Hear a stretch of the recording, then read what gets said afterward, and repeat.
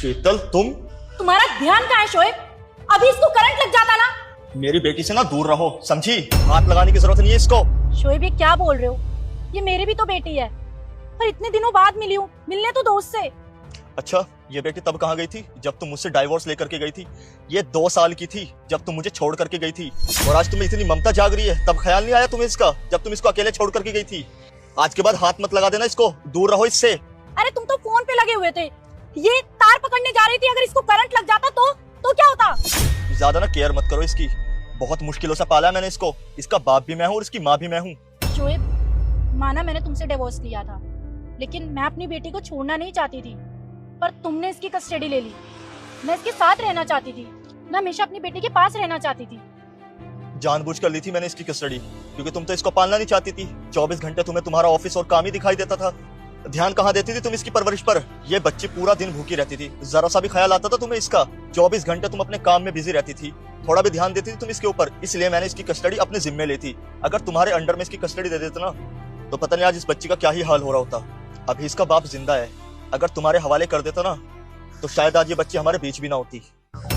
हाँ शोएब, माना तुमने इसकी अच्छे से परवरिश करी है, लेकिन मुझे अपने बिजनेस के चक्कर में तुम दोनों को छोड़ना पड़ा। अब क्यों इतना प्यार दिखा रही है तुम? तुम्हारा तो बहुत बड़ा बिजनेस था ना, जिस बिजनेस के लिए तुम छोड़ करके गई थी ना। जाओ जाओ, उस बिजनेस पर ध्यान दो अपने, और मुझे और मेरी बच्ची को ना हमारे हाल पर छोड़ दो। हम अपना एक दूसरे का देख लेंगे।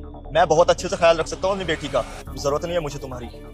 आज उसी बिजनेस के चक्कर में मैं बर्बाद हो गई। मैंने तुम्हें बताया था ना कि मैं पार्टनरशिप में बिजनेस कर रही हूँ। मैं जिस पार्टनर के साथ काम कर रही थी उसने मुझे धोखा दे दिया, और धोखे से मुझसे सारा बिजनेस हथिया लिया, और मेरे जितने भी सेविंग्स थी वो भी चली गई।